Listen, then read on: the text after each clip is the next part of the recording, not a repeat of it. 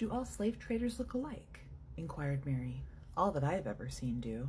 They're all long and gawky and have no hair on top of their heads, and they all squint or are cross-eyed, and they're all bow-legged or limp, and they all spit in the fire, and they've all had the smallpox, and they all look like just this feller."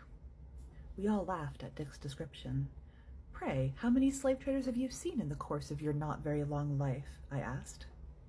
"There's been 2 heretofore, and there was one down by the Oaks when we were there. Jim and me talked with them. And once, when me and Pa went to Boyden, I saw 6 of them and talked with them. They're mighty mean, ornery men. Slave traders like this feller and wear just such baggy butternut breeches that don't fit 'em.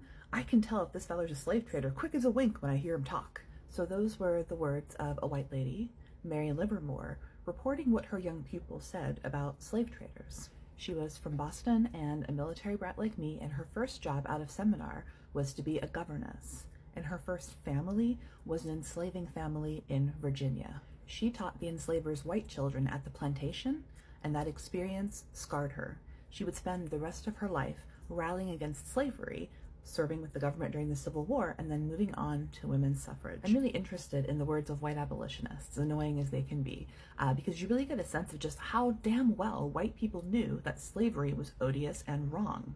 Now, this enslaver's child, who was like 12 years old at the time, encountered human traffickers semi-regularly because of how widespread slavery was in his life, right? And from his description to his tutor Mary, he looked down on them, right? He talked about them the way that he would talk about someone who was poor and dirty and beneath him, right? And this is a boy who would grow up to inherit multiple black families. Now, in US history, these local human traffickers often didn't specialize in just slavery, right? They saw themselves as brokers or estate agents who were often in the liquidation business, right? And they usually did this work because they couldn't get anything better. So even the people who supported slavery didn't want to deal with slave trading, which was why it was a job for people who often ran afoul of the law and struggled in some way for regular employment. Now, after reading this passage in Mary Livermore's autobiography, I tried to look up this slave trader, right? But that information doesn't live on the internet. In fact, very little about human traffickers, aside from their name, lives on the internet, right? Look at this Wikipedia page and how many are listed, and how few of them have links for more information, right? If people back then truly thought that there was nothing wrong with slavery, then there would be no stigma for the traffickers, right?